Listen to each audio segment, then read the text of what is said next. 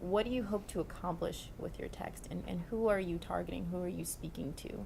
Sure, sure. You know, when I started the book, I didn't really have a good notion of the larger message I wanted to give.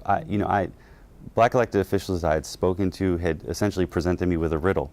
And the riddle was, was I harassed or not? Was what I'm saying, did what I'm saying actually happen?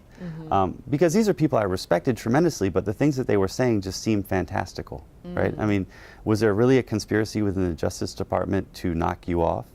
I mean, that was an honest question I had for them, and one that, in certain cases I even, sort of put politeness to the side and asked, like, do you really think I should believe this? This sounds crazy.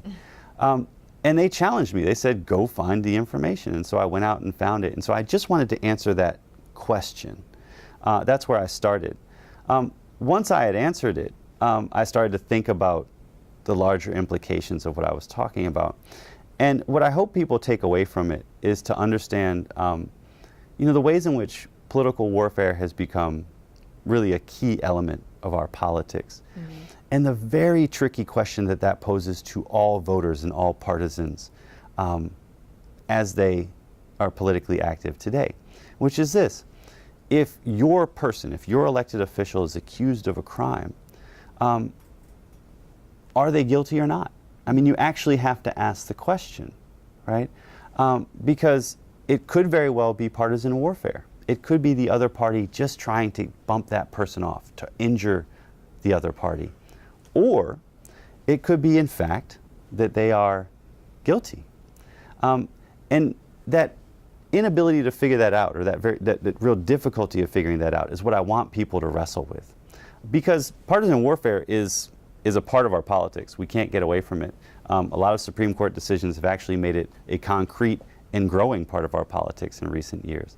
And so if that's going to be the case, I'd like people to be armed with some background information that would help them to parse that question as they're politically active.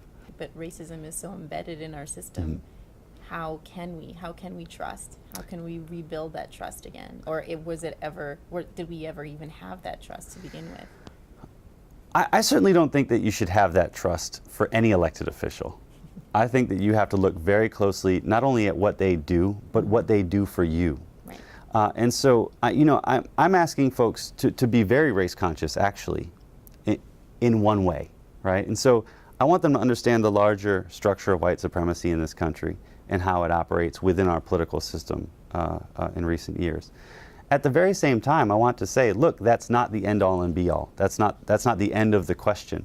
The other question is, okay, we've got white supremacy. We perhaps have disproportionate investigation in your specific case.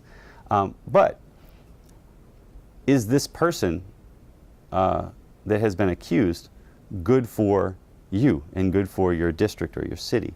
And I want them to ask both questions. One of the issues I had with early anti-harassment activism is they didn't ask both questions. They only asked the first: was this racial repression? And that, for me, is only half of the battle. Wow. Well, thank you very much for joining us today. Thank you. And we wish you all the best, and we look forward to your next book, hopefully soon. Do you want to give us a little bit of tidbit? I heard that you're writing something. Yes, the next book will be on race and politics in Washington, D.C. It's going to be called Chocolate City, and it will cover the period from 1790 all the way up to 2010. That's excellent. Thank you so much. Thank you. Dr. It was a Musgrove. pleasure.